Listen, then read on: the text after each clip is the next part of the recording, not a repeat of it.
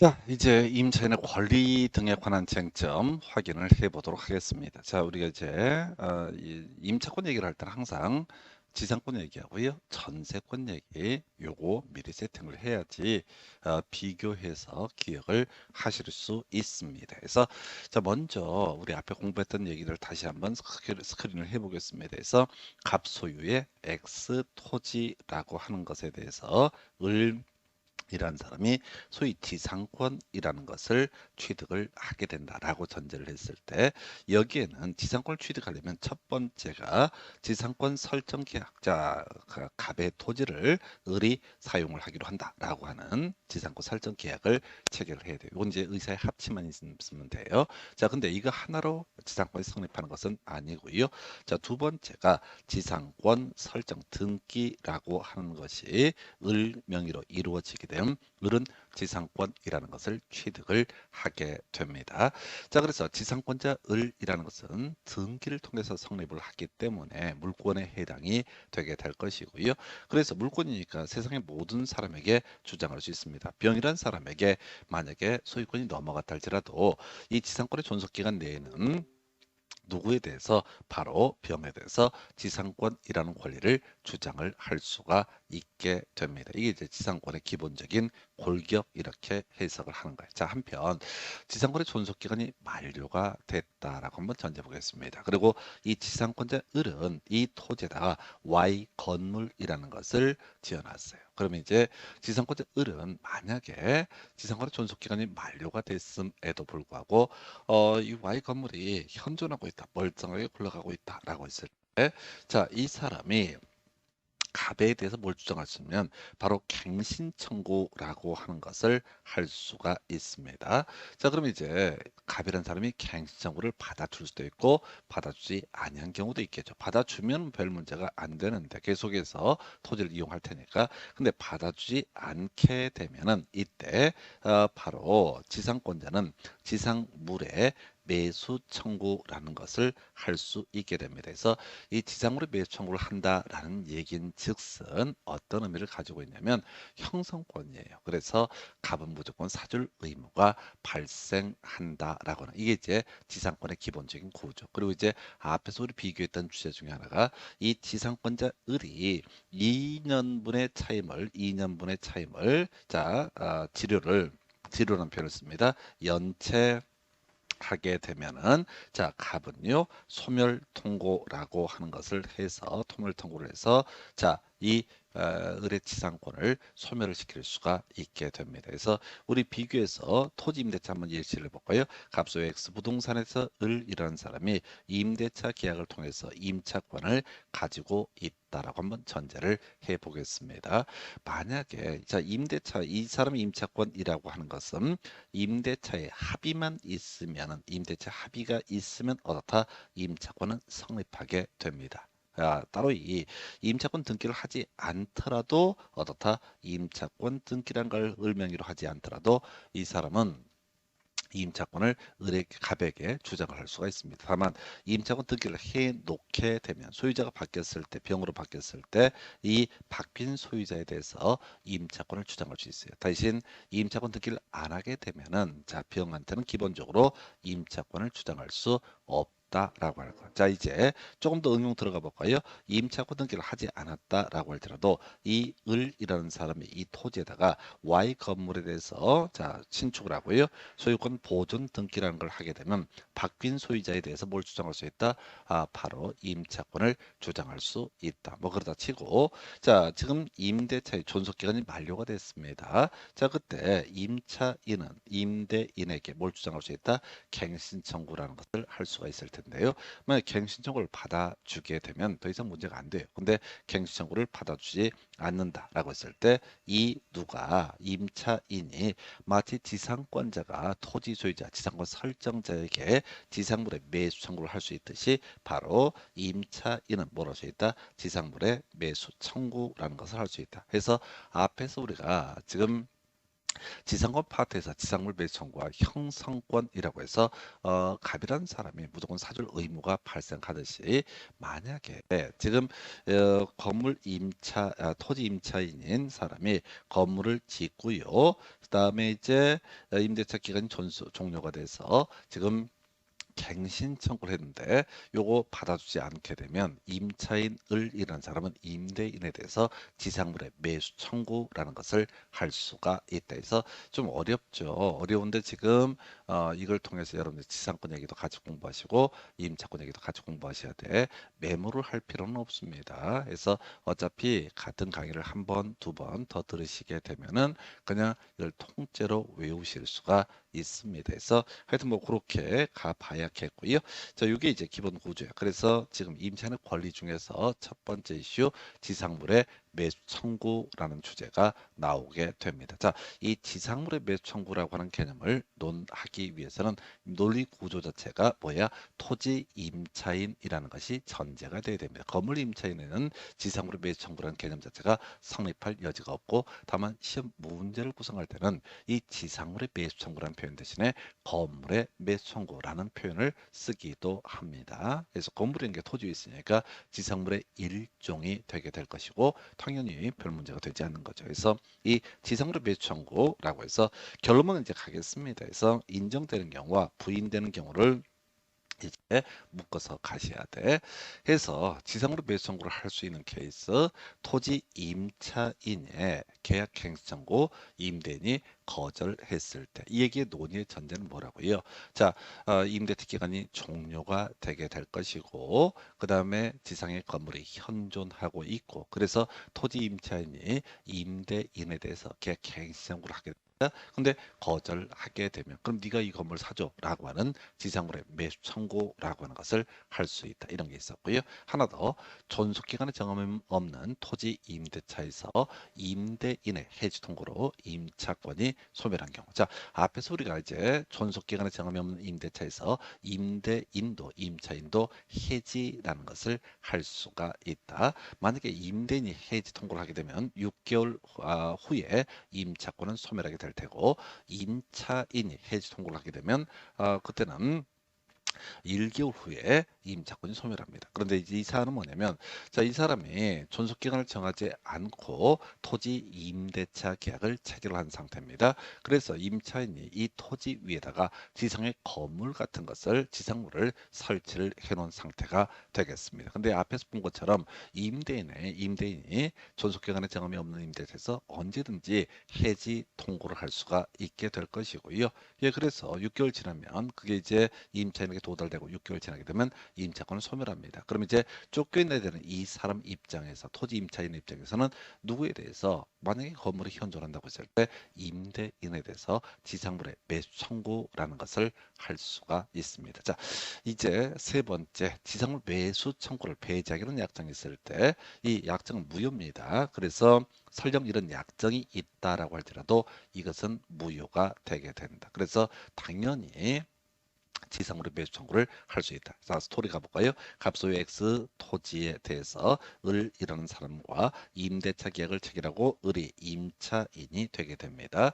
자, 그래서 지금 임대차 계약의 내용으로서 뭘 담았냐면 자, 임차인 을은 설령 이 토지에다 건물을 짓더라도 지상으로 매수 청구를 행사하지 않기로 한다라는 특약을 넣었다라고 해보겠습니다. 이 특약은 무효예요. 무효이기 때문에 당연히 임차인은 배제 특약이 있음에도 불구하고 이 배제 특약 자체가 무효가 되기 때문에 당연히 민법상 임차인의 권리로서 당연히 지상물의 매수 청구를 할 수가 있다. 이때 논리 전제는 이런 식이야. 갑소 X 토지에 대해서 을이라는 사람이 Y 건물이라는 것을 신축을 하게 된다. 근데 임대차 계약을 체결할 때 이 지상물의 매수 청구를 행사하지 않기 위해서 특약을 넣었다. 그런데 그 특약이 무효가 되기 때문에 만약에 임대차가 종료가 된 시점에서 지상의 건물이 현존하고 있다라고 한다면 당연히 임차인 을은 갑에 대해서 뭘 주장할 수 있다? 바로 지상물의 매수 청구라고 하는 것을 할 수가 있다. 이렇게 해석을 하게 됩니다. 그래서 요게 하나의 축이 되게 되는 거예요. 그래서 이렇게 인정되는 케이스 보셨고요.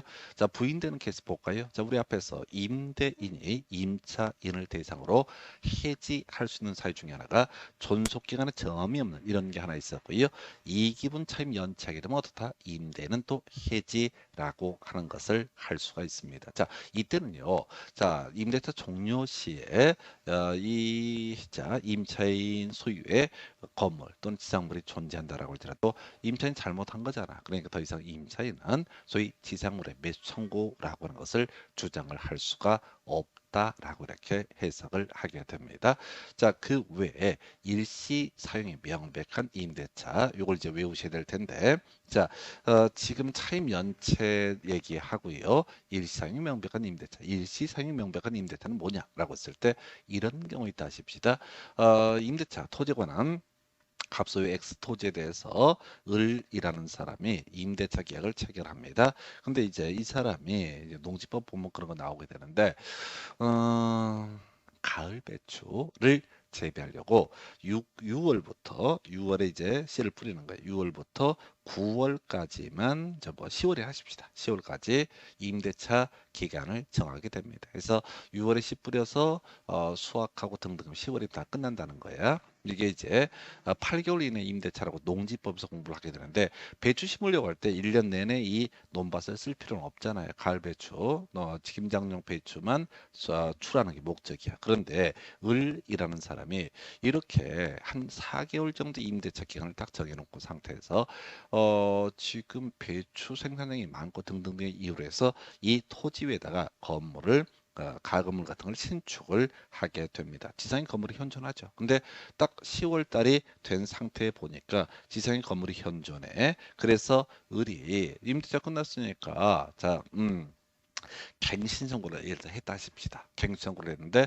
뭔 소리야 우리 4개월만 임대차기로 했는데 안 받아줘 라고 하니까 그러면 너는 뭘 해줘? 네, 이 가건물을 사달라라고 하는 지상으로 매수 청구는 허용되지 않는다. 그럼 이제 이런 것들을 다 외우는 게 제일 좋습니다. 그럼 여러분들 겁나 실력 있는 사람이 될 거예요. 자, 그런데 문제 핵심은 자, 안 되는 거 두 가지 똑바로 외우시기 바랍니다. 그래서 두 개 제외하고는 다 지상으로 매수 청구를 할 수가 있다. 해서 결국은 여러분들이 시험이라고 하는 것을 보고 할 때는 지상으로 매수 청구 매수 청구를 행사할 수 있다라고 또는 행사할 수 없다는 명제가 나왔을 때 세 개보다는 두 개가 간단하잖아. 그래서 두 개 해당하는 무조건 어떻게 할 수 있다? 해석하지 말고 내 생각에는 생각하지 말라고 짜증나니까 생각하지 마시고 이거 최대한 단순화시켜서 외우셔야 돼. 지금 이 공부라고 하는 것이 여러분들이 하나하나 제가 꼼꼼히 설명을 드립니다. 근데 이게 꼭 좋은 것만은 좋은 게 아니라는 게 들으면 알 것 같거든. 선생님 겁나 실력이 좋아진 것 같은 그런 느낌이 들어. 여러분 실력이 늘은 겁니다. 그래서 나중에 이제 공부하시다 보면 몇 달 자랑 공부하고 나면 꼭 하시는 말씀이 그 얘기예요. 아, 선생님이 노력을 겁나 많이 한다. 그래서 지난번 강의는 더럽게 어려웠는데 이번 강의는 겁나 쉽다. 자, 다 개소리고요. 본인이 다 암기를 하셔서 일단은 다시 돌아가서 이 지상으로 매수 청구 토지 임차인이 임차한 토지 위에 있는 건물 등에 대해서 매수 청구 사달라고 얘기할 수 있습니다. 자, 근데 안 되는 거 두 가지. 임차인 자기 잘못하고요. 애초에 건물 안 짓기로 한 경우 일시 사용이 명백한 임대차고요. 이기분 차임 연체라고 하는 거 연체하고요. 그다음에 일시 사용 연일 그럼 가십시다. 차임 연체 일시 사용해서 연일 들어가면 어떻다? 바로 지상물의 매수 청구라는 것은 허용되지 않는다. 그럼 나머지는 다 무조건 지상물의 매수 청구를 할 수가 있다. 앞에서 인정되는 케이스 다 시험에 나왔던 거야. 근데 이 하나하나의 사유를 알긴 알아야 돼. 근데 우선 시험용으로 접근할 때 연일 들어가면 어떻다? 지상물의 매수 청구는 인정되지 않는다. 차임 연체하고요. 일시 사용 명백한 임대차. 그래서 뼈대를 확 잡고 들어가야지 시험 볼 때 해석이 가능합니다. 그래서 일단은 가장 기초가 되는 부분부터 체크하셔야 돼요. 답부터 먼저 체크하시죠. 연일 들어가면 다 지상물의 매수 청구란 것은 인정되지 않는다. 그런 시험 지문에 매수 청구를 할 수 있다, 할 수 있다라고 하는 명제가 나와 있게 되면은 어떻게 가야 된다고요? 이 앞에 연일만 아니면 당연히 어떻다 매수 청구를 할 수가 있다. 요렇게 바로 치고 들어가시죠. 요게 시험 보는 테크요. 이게 이제 제가 가끔 이제 모질이라고 얘기하는데 이걸 다 해보겠다고 뭐 아까 제가 막 그린 거 같이 뭐 그리고 지랄들 하시면 안 돼요. 저희 같은 학원 강사 같은 직종에서는 그냥 쳐 외우세요라고 하면 안 외우거든. 그래서 설명을 해드리는 거고 이렇게 이제 법을 아는 게 중요한 게 아니라 점수가 나오시 점수가 본 틀을 놓치면 안 돼요. 그래서 여러분들이 이제 이렇게 공부를 해 두시잖아요. 그럼 나중에 시험 문제를 볼 때 지문을 안 봐. 겁나 무식하게 지상으로 매수 청구를 할 수 있다 없다 이것부터 먼저 치고 들어가는 거야. 그럼 지상으로 매수 청구에 관한 설명이다. 읽어 뒤져. 왜? 모를 얘기로 도배가 돼 있거든. 공부를 해도 내공이 엄청 쌓이지 않는 이상 못 따라옵니다. 양들이 많아서. 또 다 공부하면 이건 또 시험에 안 내고 지랄들이야. 어표 법칙인가요? 내가 외운 것만 주로 안 해서 지상으로 매수 청구 토지 임차인이 임대차가 종료가 된 시점에서 이 건물 사달라라고 요구할 수 있는 권리 이게 지상물의 매수 청구인데 연일 들어가면 어떻다? 이때는 지상물의 매수 청구라고 하는 것은 허용되지 않라고 이렇게 먼저 정리를 하게 되면 최소한 이것만 알고 가셔야 돼. 해서 이렇게 해서 지상물의 매수 청구라는 개념 기본 틀 보셨고요. 자, 요거는 좀 다시 한번 형성권입니다. 형성권이란 것은 당사자가 이걸 배제한 특약이 있다 할지라도 그 특약은 무효가 되는 거예요. 그래서 우리 앞에서 이런 거 있었잖아요. 위법한 법률행위다. 이게 유효가 되는 경우가 있고 무효가 되는 경우가 있다. 유효가 되는 경우 임의 규정에 위배가 되는 그런 법률행 계약은 유효하다. 그런데 강행 규정에 위배가 되는 법률행위라는 것은 어떻다? 무효. 그래서 지상으로 배수 청구는 임차인의 권리 중에서 강행 규정에 해당이 되게 됩니다. 그래서 이것을 배제하는 특약은 무효. 그래서 이런 배제 특약이 있다 할지라도 당연히 지상물의 매수청구권 행사할 수 있다. 이런 논리인데 공부할 때는 연일은 어떻다? 지상물의 매수청구권 인지 않는다. 이렇게 기억을 해 주셔야 됩니다. 그 다음 이슈. 자, 내용 보겠습니다. 임차인이 임대인에 대해서 내 물건을 사달라라고 하는 권리가 지상물의 매수청구입니다. 근데 임차인이 이 Y 건물의 지상물의 소유권을 제3자에게 이전했을 때 당연히 지 물건이 아니니까 임대인에게 사달라고 할 수가 없죠. 그래서 이들은 지상물의 매수권 행사. 두 번째. 이거 아까 우리 대항력 얘기 관계 공부했어. 대항력 있는 임차권. 임차권이 대항력 제3자에 대해서 주장을 하기 둘 중에 하나죠. 첫 번째. 토지 임대차에서 임차권 등기를 했을 때. 또 하나가 건물 임대차에서 건물에 관한 소유권 보존 등기를 했을 때. 이때 대항력이 발생한다. 대항력이 있다는 얘기는 이 토지 소유자가 바뀌더라도 바뀐 소유자에게 임차권을 주장할 수 있다. 그래서 이런 경우 있다 싶시다. 갑소의 X 토지에 대해서 을이라는 사람이 임대차 계약을 통해서 임차인이 되게 됩니다. 그런데 여기다 Y 건물이라는 것을 신축을 하고 여기다 보존 등기, 소유권 보존 등기를 하게 됩니다. 그러면 을은 어떻다? 대항력 있는 임차가 되게 됩니다. 그랬을 때 갑이라는 사람이 중간에 병이라는 사람에게 이 문지 토지를 팔았다. 임대차가 드디어 종료가 되게 됩니다. 계약력이 있는 임차권자 을이라는 사람은 바뀐 소유자에게 뭘 주장할 수 있다? 임차권을 주장할 수 있다. 임차권에서 파생되는 개념이 뭐가 된다? 지상물의 매수 청구. 그래서 이 병이라는 사람에게 예를 들어 을이라는 사람이 계약력이 있는 상태에서 계약행위 청구를 합니다. 근데 병이 이걸 거절하게 된다라고 한다면 이때 을은 병에 대해서 뭘 주장할 수 있다? 지상물의 매수청구권 행사할 수 있다. 이 얘기를 문장으로 표현하면 이런 식이야. 대항력이 있는 임차권의 경우 임대차가 종료된 후에 토지 소유권의 양수인에 대해서 당연히 뭘 주장할 수 있다? 지상으로 매수 청구권 행사할 수 있다라고 이렇게 표현합니다. 세 번째, 지상으로 매수 청구가 있게 되면 매수 청구 행사 당시 건물 시가를 매매 대금으로 하는 매매 계약이 체결된 것과 같다라고 되어 있어요. 원래 이제 매매라고 하는 것은 매도 청약과 매수 승낙이라는 의사의 합치가 있으면 성립하게 됩니다. 한편 우리 민법에서는 임대차가 종료가 됐을 때 일정한 요건하에서 임차인에게 지상물의 매수 청구라 부탁하는 게 아니야. 자기 권리를 행사하는 거야. 일정한 요건을 갖춘 지상물의 매수 청구가 있게 되면 임대는 사줄 의무가 있다.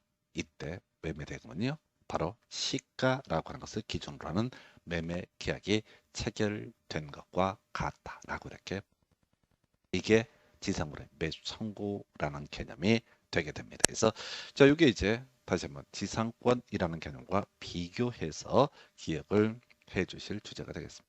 원래 이 지상물의 매수 청구는 물권 중 지상권에서 파생되는 주제가 되게 됩니다. 그래서 이렇게 해서 임차인의 권리로서 바로 지상물의 매수 청구 강행 규정을 배제한 특약은 무효가 됐었고 연일 들어가면 어떻다? 이때는 지상물의 매수 청구권 인정되지 않는다라고 하는 거. 한편 지상물의 매수 청구권 행사를 하게 되면 시가를 기준으로 해서 매매를 체결한 것과 같. 이 정도가 지상으로 매수 청구는 개념상 임대차가 종료가 됐을 때 하는 거죠. 임대차가 종료가 됐는데 지상인 건물이 현존했을 때 이런 일정한 요건하에서 지상물의 매수 청구권 행사할 수 있게 됩니다. 네, 이 정도예요. 이게 지상물의 매수 청구라는 개념이 되게 됩니다. 자, 그 다음에 이제 검토할 것이 건물의 매수 청구라는 개념이 나오게 될 텐데 이건 전세권이라는 개념과 같이 비교해서 기억을 하셔야 됩니다. 건물 전세권, 자 가보십시다. 값수 위에 X 건물에 대해서 을 이런 사람이 전세권이라는 것을 가지고 있다라고 전제해 보겠습니다. 이 전세권 관련해서는요. 전세금의 지급이 나중에 중요한 쟁점이 되는데 먼저 전세권 설정 계약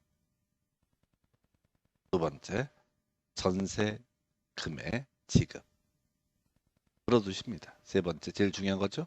전세권 설정 등기까지 있어야지 어떻다? 이것은 소위 얘기하는 전세권이라는 권리입니다.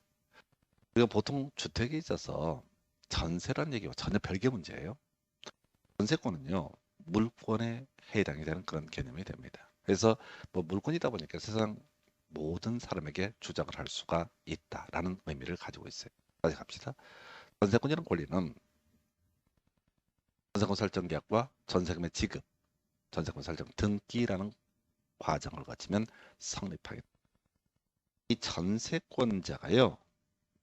건물 전세권이라고 전제를 해보겠습니다. 이해 편의를 위해서 건물 전세권을 가지고 있는 사람이요. 일정한 요건에 예를 들어서 전세권 설정자, 소유자를 설정자를 불러요. 지상권자에 대해서 지상권 설정자, 전세권자에 대해서 전세권 설정자. 전세권 설정자의 동의를 받아서 일정한 물건을 부속을 시키게 됩니다. 이걸 이제 부속물이라고 불러요. 예를 들어서 2층 건물에다가 2층 건물에 이 2층에 카페 같은 걸 하려고 해. 그래서 이 사람이 3층이라고 해야겠다. 2층 건물인데 테라스라고 그러나요? 루프탑. 하여튼 복덕방 힘듭니다. 그냥 지붕이라고 그러면 얼마나 좋아. 근데 이제 모든 복덕방의 사람은 루프탑이라고 그래. 지붕은 좀 없어 보여. 하여튼 그 위에다가 임대인, 전세권 설정자 갑의 동의를 얻어서 밖을 좀 조망할 수 있는 그런 공간을 만들었다고 한번 해보겠습니다. 이걸 우리가 이름하여 부속물이라고 부를 수 있어요.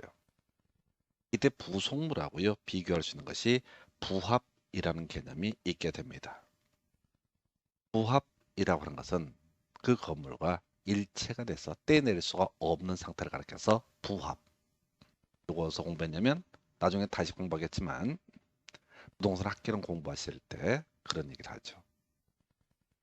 부동산이 뭐냐라고 했을 때 법 제도 개념의 부동산이라고 하는 것은 토지와 그 정착물을 가리켜서 바로 부동산이라고 부른다. 토지 정착물이라고 하는 것은 토지 정자 종속된 것과 토지로부터 독립된 것으로 구분하게 된다. 토지에 종속된 것을 가리켜서 그 현상을 부합이라 부릅니다. 떼낼 수 없는 거야. 근데 부속물은 떼낼 수가 있다는 전제가 쌓이게 됩니다.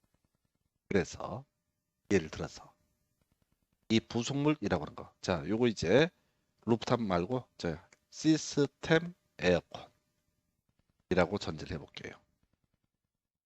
2층 건물에 2층에 전세권을 설정한 을이라는 사람이 전세권 설정자 갑의 동의를 얻어서 시스템 에어컨을 설치합니다. 이때 논의 전제 시스템 에어컨은 떼낼 수가 있다. 떼내면 돈이 많이 들어가긴 하지만 어쨌든 이런 식으로 떼낼 수 없는 것은 부업의 문제니까 부속물 매수 청구와 관련이 없어요.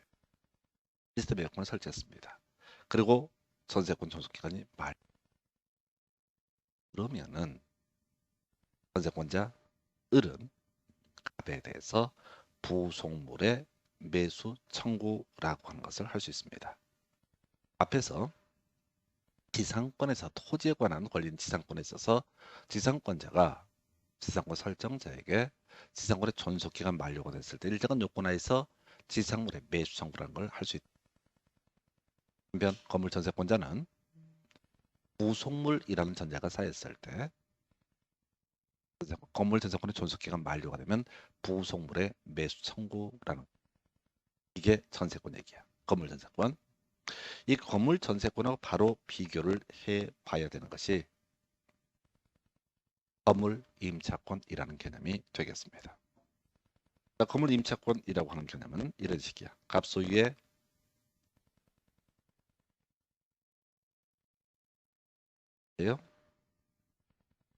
갑, 자,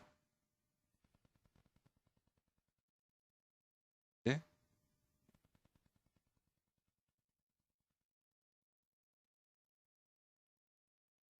지우고 나서 한번 갑소유의 X 건물에 대해서 을이라는 사람이 임대차 계약을 체결해서 임차인이 되게 됩니다. 자, 그래서 임대차 기간이 종료가 되기 전에 여기다가 일정한 임대인의 동의를 받아서 부속물을 건물에서 시스템 에어컨을 설치했습니다. 그러면 임차인이라는 사람은 임대차 기간이 종료가 됐을 때 임대인 갑에 대해서 뭘 주장할 수 있다? 바로 부속물의 매수 청구라고 하는 것을 할 수가 있게 됩니다. 아까 우리가 지상물의 매수 청구에서 형상권이라는 말씀을 드렸다시피 여기서도 마찬가지로 임차인 을의 부속물 매수 청구는 형상권입니다. 갑이 싫다고 해도 일정한 요건을 갖추면 반드시 부속물 매수 청구가 있는 순간 이미 매매 계약이 체결된 것과 같다라고 봅니다. 그래서 정리하면 지상물의 매수 청구라고 하는 것은 지상권이라는 물권에서 파생되는 개념으로서 임차인이라는 사람 일정한 요건에서 지상물의 매수 청구할 수 있었고요. 부속물의 매수 청구는 이 건물 전세권에서 출발했던 개념인데 임대차에서도 일정한 요건에서 부속물의 매수 청구라는 것을 할 수가 있습니다. 사연은 길게 설명을 드렸는데 실제 내용은 간단합니다. 부속물 매수 청구해서 똑같은 구조의 인정 여부부터 설명을 드립니다. 여기까지 가볼까요? 안 되는 거 보십시다. 이기분 차임을 연체한다. 일시 사용이 명백한 임대차다 라고 하면 이때는 어떻다? 부속물의 매수 청구라고 하는 것을 할 수가 없다라고 합니다. 그 외에 부속물이 아닐 때 건물 소유권에 부합이 되어버렸을 때 페인트 칠했다 하십시다.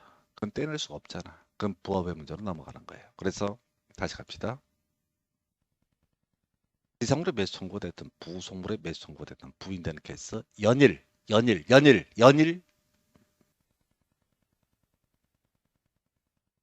시험용으로 부속물 매수 청구와 관련해서 건물 소유권에 부합이 발생을 해버렸다. 이건 부속물이 아니기 때문에 부속물의 매수청구는 행사. 나머지 가볼까요? 구조 똑같아요.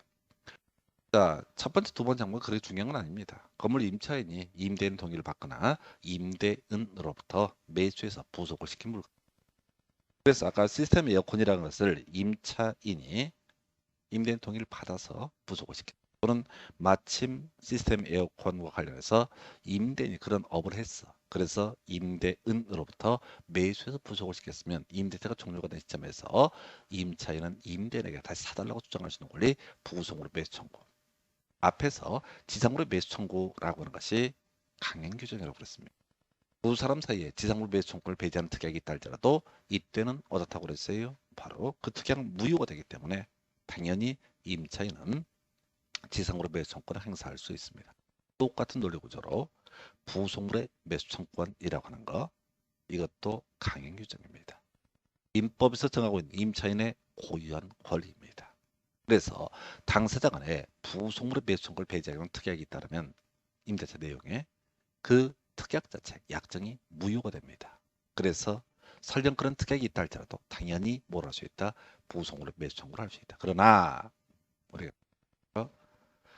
지상물의 매수 청구든 부속물의 매수 청구든 의미는 알고 있어야 돼요.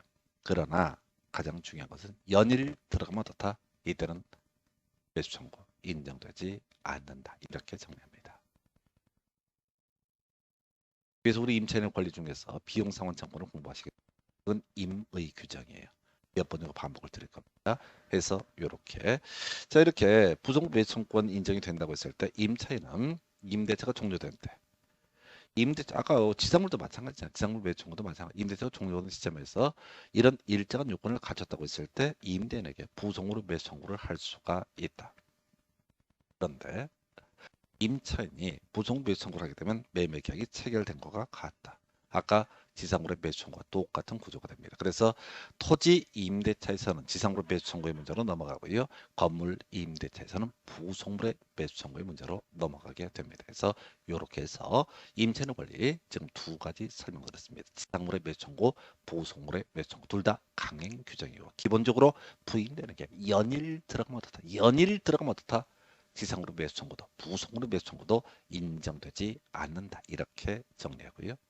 강행 규정이다 보니까 임차인이 만약에 지상물의 매수 청구나 부속물의 매수 청구권을 행사하게 되면 이때는 매매 계약이 체결된 것과 같다라는 법적 효과가 발생합니다. 자, 그다음에 이제 논의할 주제가 임차인의 권리 중에서 자 비용 상환 청구권이라는 개념을 공부하는데 약간 주제가 다르기 때문에 잠시 끌었다가 진행을 하겠습니다.